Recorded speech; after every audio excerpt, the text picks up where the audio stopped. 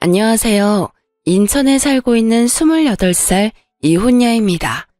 제 평생 결혼한 건 너무나 후회되는 일이지만 빠른 이혼을 한 건 정말 잘한 일이라고 생각하고 있어요. 제가 결혼 후 신혼을 즐기지 못하고 번갯불에 콩 구워 먹듯 이혼을 하게 된 이유를 이곳에 털어놓고 가도 될까요?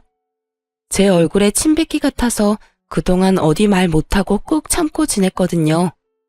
그런데 이젠 저도 속 시원하게 털어내고 싶어요. 저는 어릴 때 꽤나 소문난 부잣집에서 태어났어요. 다만 그때 당시 집이 얼마나 넉넉했는지는 저도 체감한 적은 없어요. 왜냐하면 제가 기억이 없던 시절에 잘 나갔던 아빠의 사업은 완전히 망해버렸거든요. 그래서 부자였던 건 별로 기억나지 않지만 집이 못 살았던 기억은 아주 많이 남아있어요. 제가 초등학생 때 집에 돈이 없어서 한동안 저녁을 라면으로 먹을 때가 있었어요. 처음에는 아무것도 모르는 어린 마음에 매일 라면을 먹는다고 엄청 좋아했었죠. 그런 제게 어떤 말도 쉽게 못 꺼냈던 부모님의 참담한 얼굴이 가끔 떠올라요. 하지만 얼마 지나지 않아 현실을 깨달은 저는 라면이 물려서 울며 불며 먹었죠. 아빠가 다시 일어난 건 제가 초등학교를 졸업할 때쯤이었어요. 정말 이러다 온 가족이 죽나 싶을 때 아빠는 다시 재기에 성공하셨죠. 덕분에 저는 지금까지 부족함 없이 넉넉한 환경에서 자랄 수 있었어요. 물론 부모님이 가끔씩 그땐 정말 돈이 많았었지 하며 말씀하시던 그 옛날만큼은 아니었지만요. 다행히 현재까지도 저와 부모님은 경제적으로 여유롭게 지내고 있어요. 남편과 결혼을 했던 건 성격이 잘 맞아서였어요. 다들 사랑해서 결혼을 하지만 결국 시간이 지나면 부부는 서로에게 가장 친한 친구가 된다는 말을 들은 적 있거든요. 그래서 저도 남편감을 찾을 때 평생 함께 즐겁게 지낼 친구 찾듯이 찾았어요. 남편은 제가 만나본 사람들 중에 가장 저랑 성격이 잘 맞는 사람이었어요. 처음부터 너무 잘 맞아서 저희의 연애는 사랑과 우정이 모두 있는 특별한 관계 같았죠. 입맛 잘 맞고 성격까지 잘 맞으니 연애할 때도 딱히 싸울 일이 없더라고요. 서로 만나면서 억지로 상대방에게 맞추는 게 은근히 고역이잖아요. 그래서인지 저는 자연스럽게 이 남자랑 결혼하면 좋겠다 생각했던 것 같아요. 하지만 입맛 비슷하고 성격 잘 맞는 것도 연애 때나 좋았죠. 결혼하고부터는 입맛, 성격보다 훨씬 중요한 게 있다는 걸 깨달았어요. 살아보니 그건 어디까지나 저희 둘의 이야기더라고요. 시어머니와 시누이와 함께 사계절을 겪은 게 아니었으니 결혼하고 무척 당황스러운 일이 많이 생겼어요. 자기야, 우리 엄마 참 고생 많이 하셨어. 그런 만큼 좀 억척스러운 면도 있는데 그런 부분들은 마음 넓은 자기가 좀 이해해줬으면 해. 대신 나도 장모님이랑 장인어른께 정말 잘할게. 남편은 유독 자기 엄마 이야기만 나오면 감정이 과잉되는 듯 했어요. 시모 이야기를 꺼낼 때면 항상 눈물을 글썽였죠. 가끔 좀 과하다 생각한 적도 있지만 저는 완전히 이해 안 되는 것도 아니었어요. 시모가 초등학생 때부터 혼자 힘으로 남편과 시누를 키우셨다 하더라고요. 남편의 아버지는 남편이 어렸을 때 가게에 빚만 잔뜩 남기고 도망갔대요. 시모가 대단한 건 그 빚을 갚으며 더 이상 추가로 빚내지 않은 거예요. 빚을 자식들에게 대물림하지 않고 자기 선에서 끝내려고 했던 거죠. 결국 시모는 악착같이 일해서 빚도 다 갚았고 남매 둘 다 대학까지 보냈어요. 물론 저희 집도 어려울 때가 있었지만 저희 집은 부모님 두 분이 의기투합해서 이겨낸 거였거든요. 그러니 저는 홀로 가정을 지킨 시모가 너무나 대단해 보였던 거죠. 그래서 결혼 후 시모의 억척스러움도 웬만하면 이해하려고 노력했어요. 그리고 저희 집이 힘들었던 날들이 자꾸만 떠올라서 시모에게 더 살뜰히 잘했죠. 제가 뭘 바라고 한 건 아니었지만 시모는 자주 툴툴거리는 사람이었어요. 어머님, 요즘 입맛 통 없으시다면서요? 제가 맛집 찾아놨는데 주말에 시간 내주세요. 참나, 그건 또 어떻게 알았냐? 그이한테 들었죠. 시간 괜찮으시죠? 그럼 맛집은 됐고, 나 토요일에 너네 집에 놀러 가도 되냐? 나 며느리가 해주는 밥 한번 먹어보고 싶어서 그래. 네, 좋아요. 어떤 거 드시고 싶으세요? 뭣도 모르고 저는 흔쾌히 알겠다고 했는데 시모는 집에 도착하자마자 잔소리를 늘어놨어요. 냉장고 안을 검사하듯 여기저기 뒤지면서요. 어머, 먹을 게 통 없네. 네? 저 어머님 오신다고 해서 미리 장 봤어요. 지금 먹을 거 말고 말이야. 너희 평소에 먹는 것들 말이다. 아, 저희 그때그때 먹을 만큼씩만 사고 있어서요. 요즘 사람들 인터넷에서 장 보던데 너도 혹시 그러니? 아무래도 그렇죠, 어머님. 저희는 보통 그렇게 장 봐요. 둘 다 회사 다니니까 아무래도 그게 쉽고 편하더라고요. 그리고 마트보다 소량으로 파는 것들도 많아요. 아니, 인터넷이랑 마트 말고 재래시장에서 장을 봐야지. 그래야 물건도 좋고 가격도 훨씬 저렴하지. 아, 사돈이 그런 건 안 가르쳐주니? 에이구 정말. 살면서 무슨 변수가 언제 어떻게 생길지 누가 알아? 날 봐라.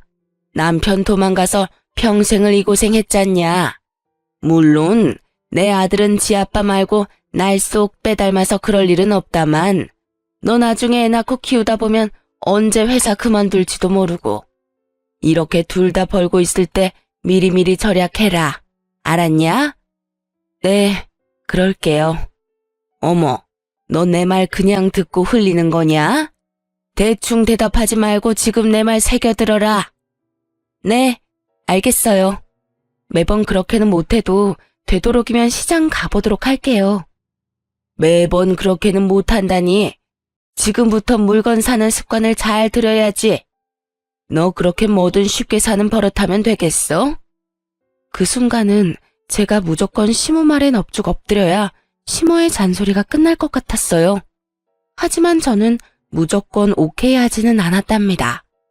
지금 당장 회피하자고 수긍했다가 미래에 제가 더 고생할 것 같았거든요. 그래서 저는 은근히 시모에게 반항을 했어요. 그럼 어머님, 이렇게 하는 건 어떨까요?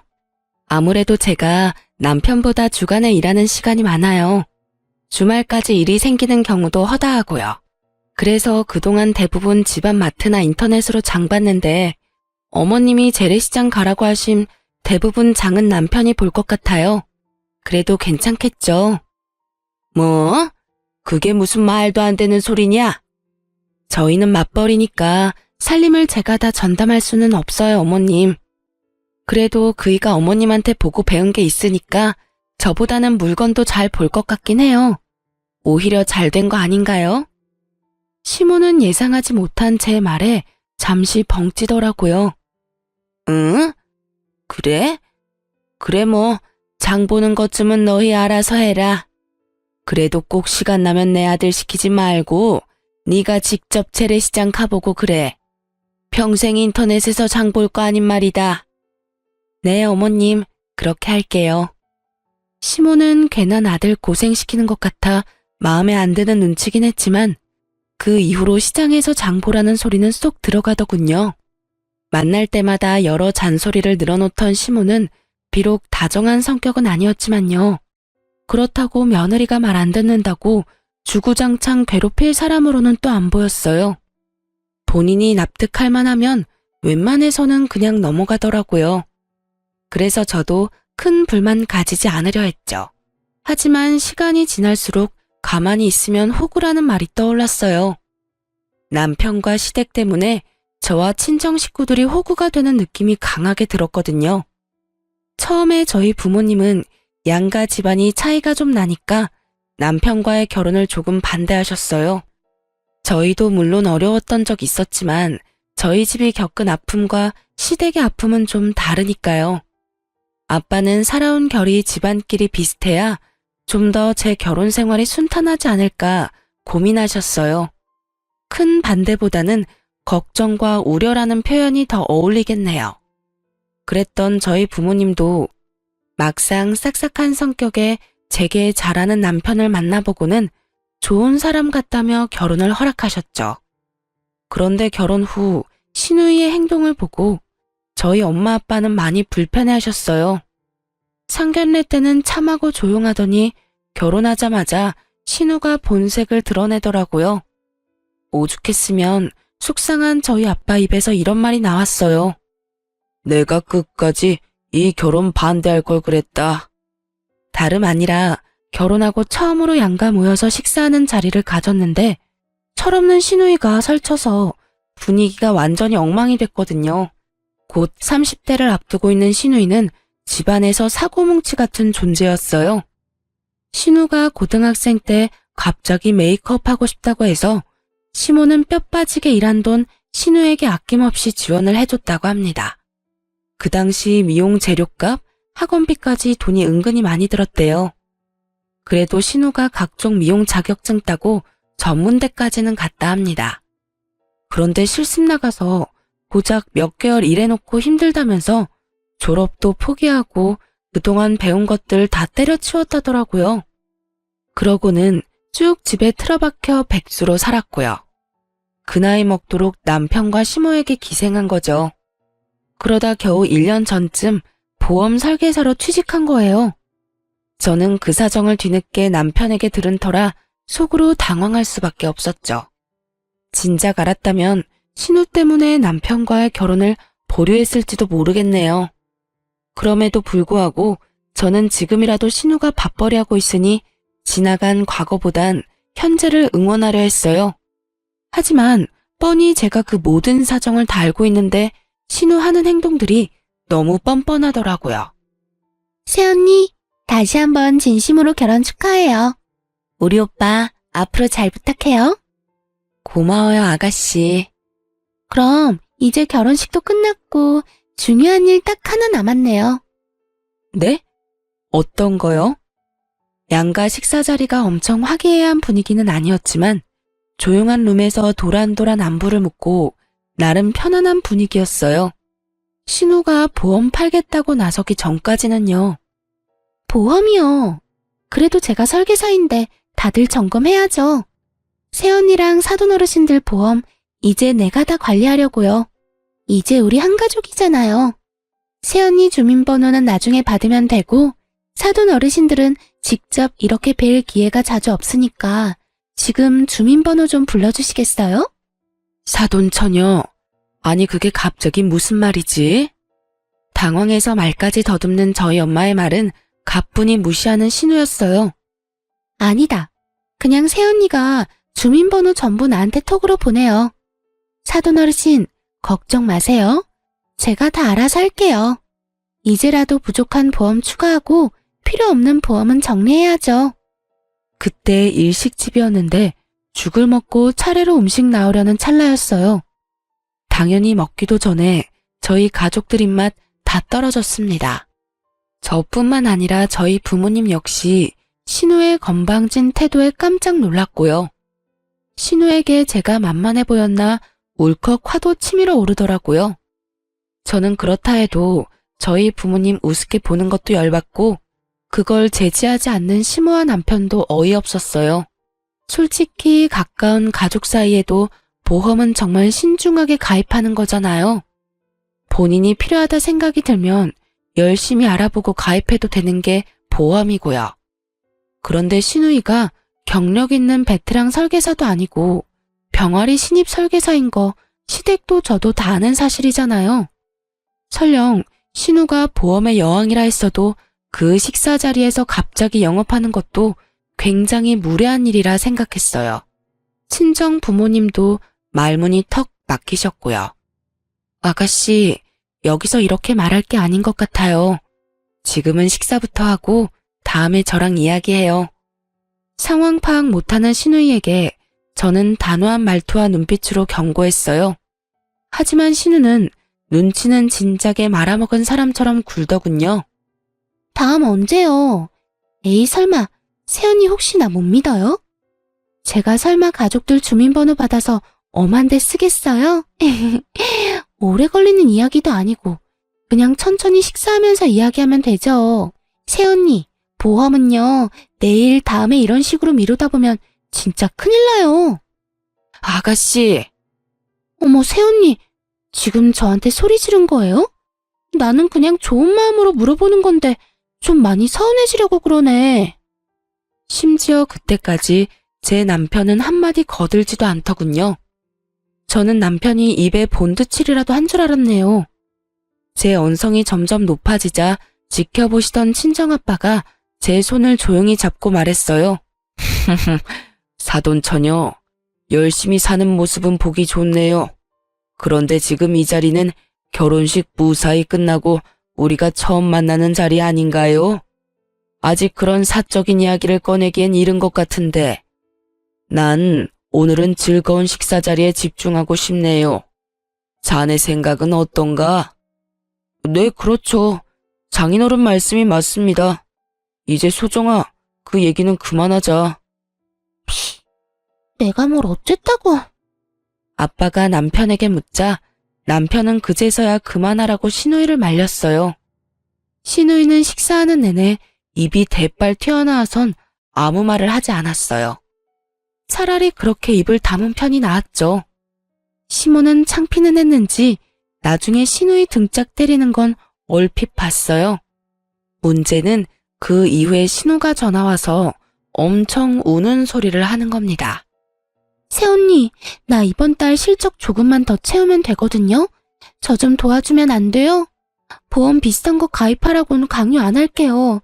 이참에 진짜 보험 점검하면 좋잖아요. 아가씨, 네? 어머님이랑 남편은요? 그게 아가씨한테 보험 들었어요?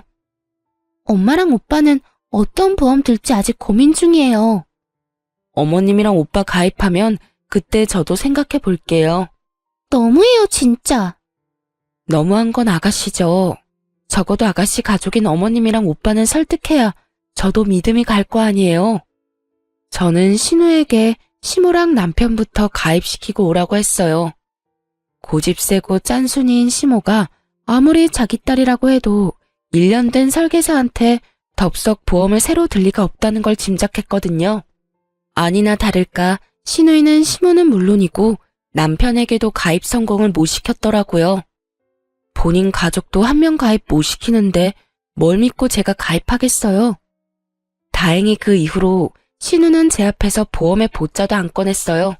저는 진짜 신우이가 보험회사에서 진득하게 몇 년 일을 하는 모습을 보이면 그때 상담해보고 하나쯤 보험 들어주려고 했어요. 물론 부족했던 제 보험 보장도 채울 겸 저렴한 보험으로요. 그런데 그 마음이 싹 사라지게 남편이 제게 핀잔 아닌 핀잔을 주는 겁니다. 신우가 잠잠하니 이제 남편이 제 속을 뒤집더라고요. 그래도 내 동생인데 한번 눈 딱 감고 도와주면 안 돼? 가만 지켜봤는데 당신 너무 냉정하다. 응? 그게 무슨 소리야? 그러는 당신은 왜 아가씨 안 도와주는데? 아가씨도 그렇고 당신도 그렇고 대체 왜 나랑 우리 집에만 그래? 어머님이랑 당신이 들어주면 되잖아. 말을 왜 그런 식으로 해? 그럼 내가 말이 예쁘게 나오겠어? 당신이야말로 내가 가만 지켜봤는데 그동안 왜 자기 동생 안 말렸어? 내가 아가씨 문제로 싸우기 싫어서 잠자코 있으니까 바보로 보였어? 그건 걔가 철이 없어서 그런 거고. 그러니까 왜 나이만 먹고 철없는 동생 하는 짓을 엄한 데서 따지냐고. 막말로 내가 따져야지. 철없이 행동한 걸 알았으면 당신이 제지했어야 맞는 거 아니야? 내 말 틀렸어? 가족끼리 돕고 싶으면 당신이랑 어머님이 가입해주면 되는 건데 자기 가족도 안 들어준 보험을 왜 우리 친정에 가입하래? 연애 때 그렇게 잘 맞던 남편과 처음으로 싸운 이유가 바로 신우이라니. 기분이 너무 언짢더라고요. 게다가 앞으로 남편과 삐걱거릴 순간들이 눈앞에 너무 그려지더라고요. 결혼하면 무조건 잘 살 줄 알았는데 철없는 신우 편을 들어주는 남편이라니. 솔직히 크게 실망했어요. 이건 완벽한 내로남불 아닌가요? 친정이 얼마나 만만하면 신우가 설치는데 맡기는커녕 뒤에서 편까지 들어주다니 그 후 제가 대놓고 남편을 투명인간 취급하자 그제서야 잘못했다며 남편이 싹싹 빌더라고요. 하지만 아니나 다를까 저희 싸움은 한 번으로 그치지 않았어요. 어느 날은 신우가 울면서 전화가 왔어요. 새언니, 어떡해요. 왜 울어요? 무슨 일이에요, 아가씨? 말도 제대로 못할 정도로 흐느끼는 신우의 전화에 저는 정말 놀랐어요. 보통 저희 나이대에 울만한 일은 부모님 관련 일이 대부분이잖아요. 저는 혹시나 시댁에 무슨 큰일이 생겼을까봐 놀라서 바쁜 일 제쳐두고 신우가 있는 곳으로 달려갔죠. 얼마나 급했으면 남편에게 연락할 생각도 못했고요. 다행히 시모에게는 별일이 없었어요. 대신 신우가 몸을 가누지 못하고 제게 쓰러지듯 기대서 오열했어요. 아, 어떡해요, 새언니. 나 전세 사기 당했어요. 우리 엄마 알면 큰일 나요. 엄마가 돈 모을 때까지는 어떻게든 집에서 출퇴근하라고 했는데 내가 그 말 무시하고 전세 대출 받아서 나온 거거든요. 새언니, 나 당장 지낼 곳이 없어요. 알고 보니 부동산 중개 수수료 좀 아끼겠다고 개인 직거래하다가 사기당한 신우였어요. 저는 시모가 절대 신우 도와주지 않을 걸 잘 알고 있었어요. 시모 성격에 아무리 본인 딸이라도 멍청하게 사기당한 거 알면 분명 온 집안이 난리 날 게 뻔했죠. 시모가 돈에 엄청 예민했거든요. 당장 오갈 곳 없어진 신우는 저희 집에 며칠 지냈어요. 여보, 내 동생 챙겨줘서 정말 고마워. 이렇게 계속 지내는 건 아무래도 불편하니까 당신이 아가씨 월세 보증금 빌려주는 건 어때? 어? 난 지금도 괜찮은데? 뭐? 어차피 우리 방 하나 남잖아. 그러지 말고 그냥 동생한테 월세 받는 건 어때? 난 싫어. 여기 우리 신혼집이야. 자기 신혼 뜻 몰라? 근데 자기가 쟤 여기까지 데리고 온 거잖아. 그건 아가씨가 당장 갈 곳 없다고 하고 그때는 상태가 많이 안 좋았으니까. 아, 몰라. 당신이 해결해. 그래도 내가 오빠인데 어떻게 나가라고 그래? 그리고 쟤가 나한테 보증금 받아가서 갚겠어? 차라리 방 하나 내주고 월세 받고 말지. 당신 정말 무책임하다. 당신도 무책임해. 신우랑 며칠 지내다 보니 너무 불편했던지라 저는 당장 신우를 나가게 해야겠다는 생각뿐이었어요. 그때까지는 남편과 이혼까지 갈 생각은 못하고 어차피 못 받을 돈 남편이 빌려주나 제가 빌려주나 똑같다 생각하고 제가 줘버렸어요. 지금 생각해보면 바보 같은 선택이었지만 그땐 가족이니 벼랑 끝에 몰렸을 때 한 번은 도와주자 생각도 했고요. 주식이랑 적금 여기저기 돈 묶인 남편보다는 제가 당장 현금 여유가 있기도 했고 재정적으로도 제가 남편보다 돈은 더 많았거든요. 신우 일이 해결되자 남편은 또 울먹거리며 말했어요. 당신한테 정말 감동받았어. 진심으로 고마워. 내가 정말 잘할게. 하지만 이번에 큰일은 친정에서 치르고 말았죠. 생각지도 못하게 엄마 건강에 적신호가 온 거죠. 난소에 작은 혹이 여러 개가 발견됐거든요. 그래도 암은 아니어서 천만다행이었지만 처음 알게 됐을 때는 너무 놀랐어요. 저는 친정엄마 앞에서 애써 눈물을 참았지만 남편 목소리를 들으니 눈물이 터지더라고요. 여보, 나 이제 점심시간이야. 장모님 괜찮으셔? 난소에 혹이 여러 개 발견됐대. 처음에 암인 줄 알고 얼마나 놀랐는지 몰라. 아, 여보, 너무 걱정하지 마. 내가 있잖아. 그 순간에는 그냥 목소리만 듣는데도 든든하더라고요. 그 다음 신우가 엄청 의기양양한 목소리로 전화가 오기 전까지는 그렇게 생각했어요. 새언니, 내가 분명히 큰일 난다 경고했었죠? 그러길래 내가 신청서 줄 때 진작 상담하고 가입했으면 좋았잖아요.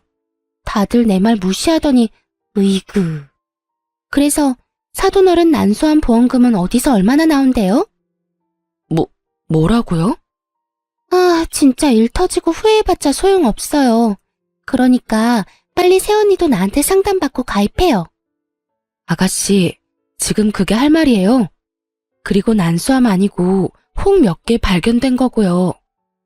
남편이 제대로 전달을 못한 건지 난수함이라고 잘못 전달한 거였죠. 그런데 착각한 신우가 전혀 걱정하는 말투가 아니라서 너무 어이가 없더라고요. 그런 줄 알았다는 뉘앙스라 아주 기분이 더러웠죠. 게다가 그 상황에 저한테까지 보험을 팔려고 하는 그 가증스러운 모습 보고 오만정이 뚝 떨어졌어요. 저는 보증금도 기꺼이 내줬는데 말이죠. 그리고 만에 하나 정말 암이었더라도 그때 아가씨한테 가입했다 한들 못 받는 건 몰라요? 암은 3개월 지나야 보험금 받을 수 있어요. 아가씨, 뭘 알고 말하는 거 맞아요? 네? 당연히 알고 있죠. 제가 전곡을 찌르자 신우는 당황해서 말을 더듬더라고요. 염치 없고 무식한 신우는 당황하는 것도 잠시였어요. 묘하게 신나고 격앙된 목소리로 이렇게 말하더군요. 이참에 전부 바로잡아요. 난소에는 혹이 있어서 암 가입은 안 되겠지만 다른 보험이라도 점검해야죠. 병원 어디예요? 지금 내가 갈게요. 아, 아가씨, 됐거든요. 그리고 엄마 아는 보험 설계사분 있어요. 그러니까 그만 좀 영업해요. 아주 지긋지긋해 죽겠네. 가족끼리 기분 상하게 뭐 하는 짓이에요? 저는 딱 잘라 거절하고 신우의 전화를 일방적으로 끊었습니다. 그때 전화만 끊은 게 아니라 아주 이참에 신우랑 인연을 끊으려고 마음먹었죠. 제 마음속에는 이대로 신우랑 평생 안 보던가 남편이랑 이혼하던가 둘 중 하나였어요. 퇴근한 남편에게 신우의 만행을 알렸더니 돌아오는 반응은요. 에이, 그럴 수도 있지. 내 동생 원래 철이 없잖아. 잘 배운 당신이 내 동생 불쌍하게 생각하고 이해 좀 해줘라. 그리고 내가 중간에 잘못 전달한 잘못도 있잖아. 근데 그렇다고 신우의 전화를 막 끊어버려? 자기 은근 좀 못됐다. 내 동생 얼마나 무안했는지 바로 전화와서 울기까지 하는데 아니, 걔도 자기 혼자 좋자고 보험 들자는 게 아니잖아. 다 장모님 위하고 걱정해서 걔도 그런 말 한 거지. 라고 공감은커녕 저를 나쁜 사람으로 만들더군요. 단체로 돌았지 아주? 저는 그대로 남편 정강이를 걷어찼어요. 자기 동생 철없는 거 알면 나한테 사과를 해도 모자랄 판이잖아요. 그런데 동생 운다고 저한테 와서 따지고 드는 꼴이라니. 남편이 아니라 원수가 따로 없었어요. 그렇게 여동생 끼고 돌 거면 그냥 결혼 안 하고 평생 자기 동생이랑 살면 좋잖아요. 아이, 이게 뭐 하는 짓이야. 이혼해. 이혼하자고, 이 나쁜 인간아. 넌 네 불쌍한 동생이랑 평생 살아. 이혼이라니. 에이, 내가 잘못했어, 여보. 화 풀어. 붙잡는 남편 두고 집을 나왔는데 기막힌 타이밍으로 시모가 밖에서 저녁 먹자고 전화가 오더군요. 할 말이 있다고요.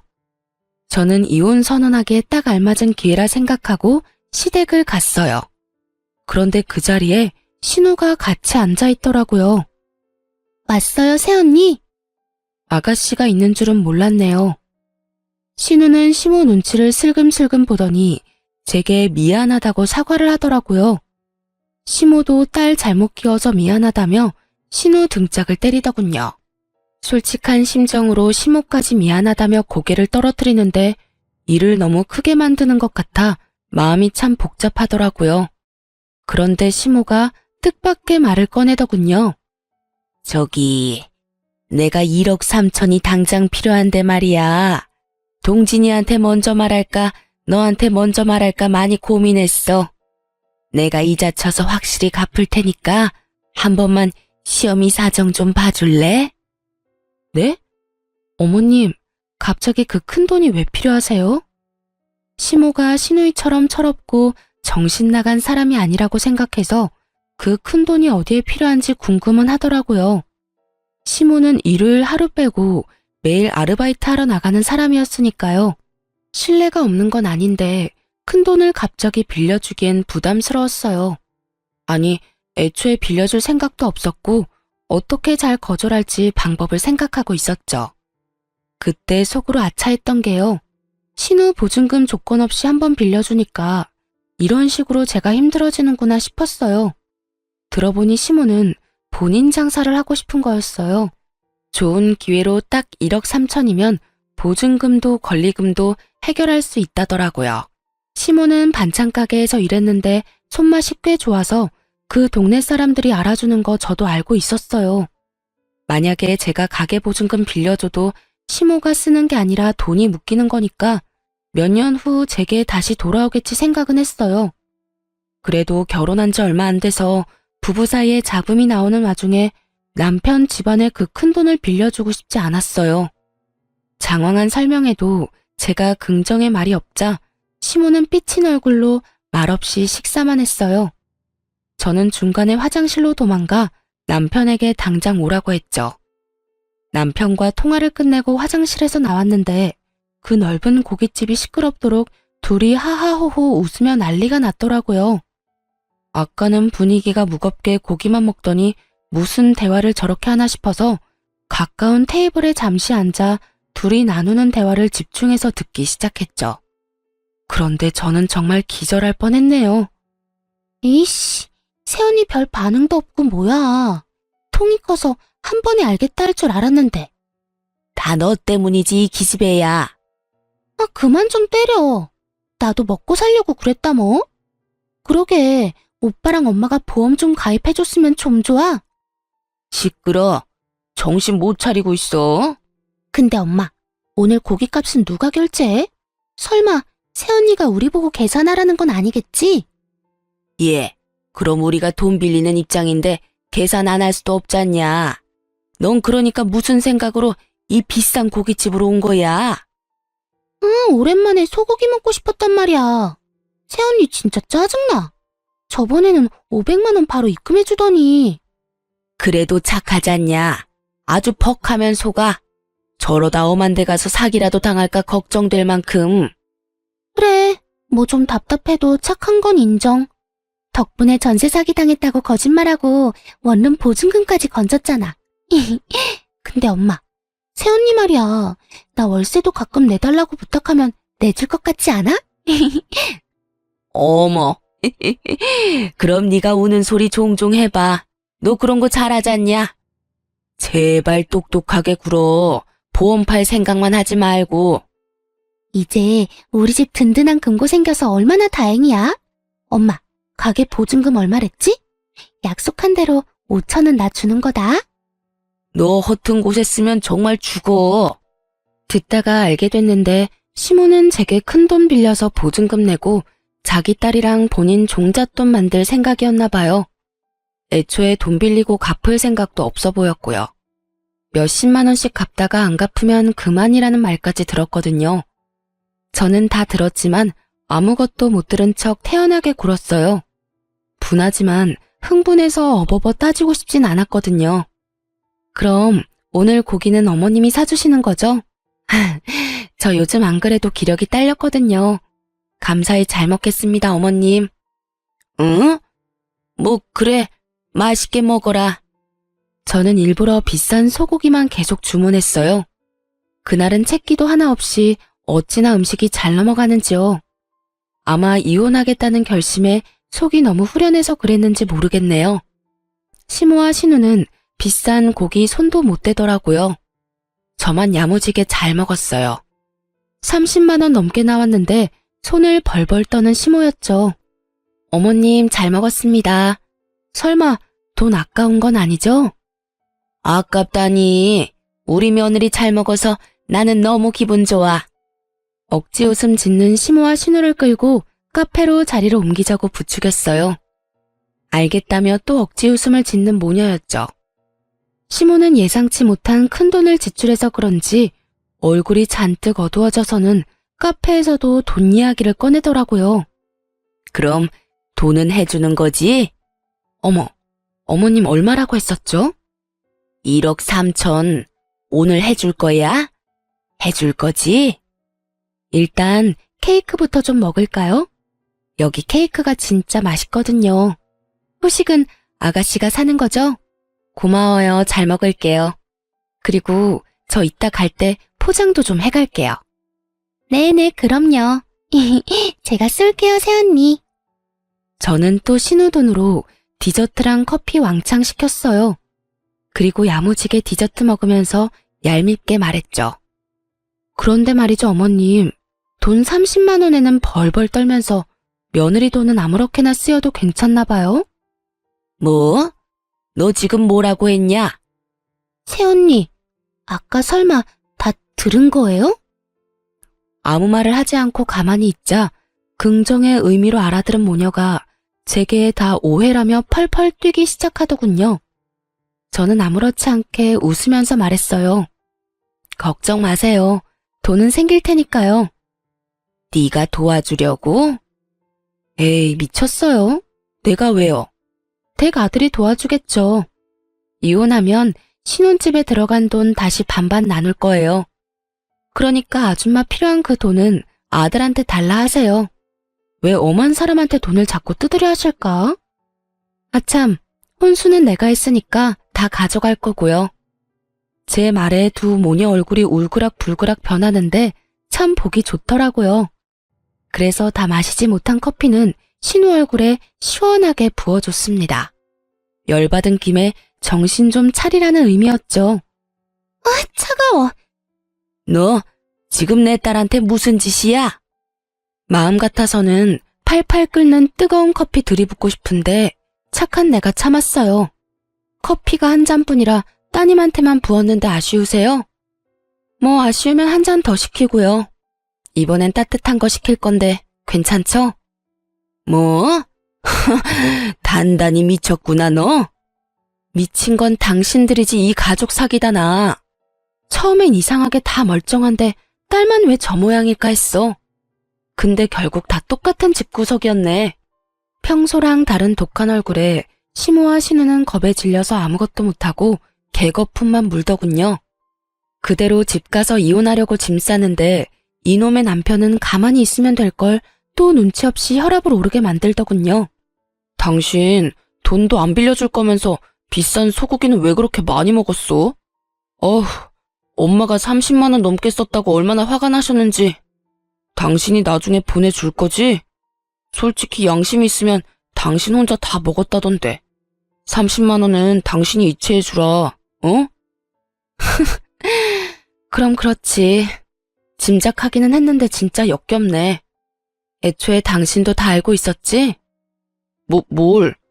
어차피 당신 집이랑 당신 지금도 충분히 여유롭잖아. 그 정도는 우리 엄마랑 동생 도와줄 수 있지 않아? 야, 이 거지 같은 놈아. 나한테 돈 맡겨놨냐? 네 가족인데 네가 직접 빌려줘야지. 1억 3천만 원은 너도 없는데 내가 왜 빌려줘? 그냥 긴 말 필요 없고 지금 이혼하고 네가 혼자 실컷 도와주면 되겠네. 저는 남편 멱살을 잡고 흔들기 시작했어요. 당장 신우가 저한테서 가져간 500만 원부터 입금하라고 말이죠. 입금 안 하면 어쩔 거냐는 남편 말에 당장 이혼이지 않겠냐며 비웃었죠. 그랬더니 남편 놈이 진짜 이혼은 하기 싫었는지 그 자리에서 바로 500만 원 송금하더라고요. 이 자식 돈도 있었으면서 일부러 내 돈 쓰게 만든 거 보니 혈압이 2배로 오르더군요. 입금했어, 여보. 이성적으로 생각해. 우리가 결혼한 지 1년이 됐냐, 2년이 됐냐? 이건 정말 아니야. 그래, 이건 정말 아니지. 입금만 확인하고 남편놈 싸대기를 아주 풀스윙으로 날려버렸어요. 30만 원 고기를 먹어서 그런가 청량한 짝 소리에 제 마음도 다 시원해지더라고요. 끝까지 내 편은 없다는 생각에 많이 우울하더라고요. 친정에 와서야 눈물이 펑펑 쏟아지는 거 있죠. 부모님께 엉엉 울며 자초지종 설명했는데 속상해하실 줄 알았는데 오히려 빨리 알아채고 이혼하는 게 어디냐고 엄마가 기뻐하시더라고요. 아이고, 조상님이 도우셨다. 이제라도 알아차린 게 어디야. 그런 사기꾼들한테 큰돈 안 뜯기고 지금이라도 이혼하는 게 천만다행이다. 그래서인지 저도 한 번 울고 정신이 번쩍 들더라고요. 얼른 이혼해서 내 인생의 오점을 지우고 싶은 마음뿐이었죠. 부동산에 신혼집을 내놨는데 깨끗하고 신축이라 역시나 빠르게 정리할 수 있었어요. 그런데 제 돈 써서 순수 골라 채워넣었던 냉장고와 에어컨, 식기, 세척기 등등 가전을 챙기러 갔는데 싹 없어졌더라고요. 가져가서 친정 가구 다 바꿀 생각이었거든요. 솔직히 누군지 예상은 갔어요. 남편 놈에게 전화하니 예상대로 신우가 가져갔다고 하더군요. 그런데 이어서 하는 말이 그것도 다 제 책임이라며 개소리를 하더라고요. 네가 그럼 못 가져가게 지키고 있던가. 그냥 나갔으면 그 정도 각오는 했어야지. 저는 더는 입씨름할 것도 없이 신우에게 전화했어요. 그래요. 몇 개는 중고로 팔았고 나머지는 우리 집에 가져왔어요. 너 정말 못 쓸 물건이구나. 뭐라고? 야, 너 이제 내 새언니 아니야. 말 가려서 해. 너 나중에도 큰 소리 칠 수 있는지 보자. 그러던지, 흥! 어차피 신우한테 준 500만 원은 이미 받은 상태라 상대하기 싫었는데 이놈의 인간들이 하나같이 절 가만두질 않더라고요. 제 소유의 가구를 다 훔쳐갔는데 적반하장으로 성을 내니 법대로 하자 싶었죠. 원래는 조용히 합의 이혼하려고 했는데 소송 이혼으로 바꾸고 신우도 절도죄로 신고했습니다. 본인이 직접 가져갔다고 시인하는 통화 내역도 있고 아파트 CCTV도 찍혀 있었거든요. 예상치 못한 소송에 겁이 난 인간들이 겁도 없이 친정에 찾아와선 제 앞에서 단체로 무릎을 꿇더라고요. 여보, 이건 냉장고 판돈이야. 도로 돌려줄게. 그러니까 고소 취하 좀 해줘. 그래, 끝날 때는 끝나더라도 이렇게 진흙탕 싸움 만들지는 말아야지. 세탁기랑 건조기도 도로 가져가. 우리 집에 그대로 있어. 참나. 애초에 진흙탕 싸움 시작한 게 누군데요. 그리고 냉장고 200만 원 넘게 주고 산 신형인데 겨우 100만 원 언저리네? 똑바로 값 치러야지. 마음대로 똥값에 팔아놓고 뭐 하는 거야 진짜? 이미 경찰에 신고했고 그 집에 들어간 물건들도 다시 쓰고 싶지 않네요. 법대로 하면 되니까 이렇게 찾아오지들 마세요. 결국 남편은 울분을 터뜨리더라고요. 처음엔 저를 원망하더니 뒤늦게 상황 파악을 똑바로 한 남편놈이 시모와 신우에게 개거품을 물더라고요. 둘 다 내 인생 이렇게 망치니까 좋아? 좋냐고. 그냥 평범하게 잘 살 수 있었는데 그런 남편에게 저희 부모님이 말씀하셨죠. 다 잘못들은 했지만 남편인 자네가 다 알면서도 눈 감은 건 문제 아니던가? 장인어른, 그렇게 부르지 말게. 이혼한 사이에 장인이라니 내 집에서 다들 당장 썩 꺼져. 잘못했어요. 저는 정말 억울해요. 바짓가랑이 붙잡고 애원하는데 가증스럽기만 했어요. 자기 엄마랑 동생이 부인 기만할 때 가만히 있었으면서 뭐가 그리 억울할까요? 저는 이혼 소송은 그대로 진행했고 신우도 경찰에 넘겼어요. 겁없이 혼수를 훔쳐간 건 잘못이지만 나름 선심 써서 제 값만 내놓으면 합의해주려 했거든요. 그런데 갑자기 제게 만나자 하더니 마지막에 먹은 소고기 값 대략 30만 원이랑 카페에서 쓴 돈까지 40만 원을 달라고 하더라고요. 정말 끝까지 눈치도 염치도 없는 족속들이었어요. 계산은 똑바로 해주실 거죠? 계산을 똑바로 하면 여기 날 부르면 안 됐지. 너 정말 내가 합의 안 하면 어쩌려고 이러니? 네? 그 정도 멍청함은 병 아니니? 감히 네가 나한테 돈을 요구할 수 있다고 생각해? 정신 못 차려? 잘못했어요. 제가 생각이 짧았어요, 언니. 정말 멍청한 건 답도 없구나. 괜히 성질 도둑에 했다가 잘못했다고 싹싹 비는 꼴이라니. 그 이후에 저는 혼수값 전부 다 되돌려받고 합의는 해줬어요. 물론 소고기 값은 돌려주지 않았답니다. 시모랑 신우 방관한 유책 사유가 충분히 입증돼서 위자료 두둑하게 받고 헤어졌어요. 끝까지 그 인간 자기 죄는 모르더라고요. 왜 자기가 피해자라고 생각하는지 어이가 없었어요. 그놈 어지간히 억울했는지 자기는 잘못한 게 없는데 엄마랑 여동생 때문에 제게 위자료까지 주고 이혼당했다며 여기저기 말하고 다녔나 봐요. 자기 얼굴에 침 뱉기인 줄도 모르고요. 덕분에 저랑 겹치는 지인들, 회사 사람들 다 전남편이랑 손절했어요. 또 전남편은 그것도 전부 시모랑 신우 탓이라며 시댁과 연 끊고 잠수 타서는 혼자 살고 있다 하더라고요. 아참, 전 시누이는 뭐 보험일 진작 그만뒀다고 들었어요. 그럼 또 기생충처럼 자기 엄마한테 딱 붙어서 돈이나 축내고 있겠죠. 쉽게 먹고 살려는 그 버릇 어디 갈까요? 다 자업자득이니 나이 먹은 큰딸 뒷바라지하면서 영원히 고통받기를 바라네요.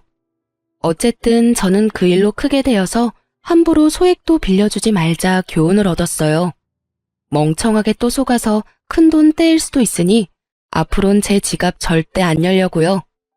그리고 저는 재혼도 안 하고 그냥 혼자 잘 살고 싶어요. 요새 저는 제 또래 친구들이나 혹은 결혼 앞둔 친구들에게 항상 말하고 있어요. 결혼은 제발 웬만하면 수준에 맞게 집안 차이 많이 안 나게 하라고요. 그리고 엄마도 혹 제거 수술 경과가 좋아서 큰 후유증 없이 건강 잘 유지하고 계세요. 여러분도 건강검진 제때 잘 받으시고 항상 건강하세요. 그럼 지금까지 제 긴 사연 함께 들어주셔서 감사합니다. 좋은 하루 되세요.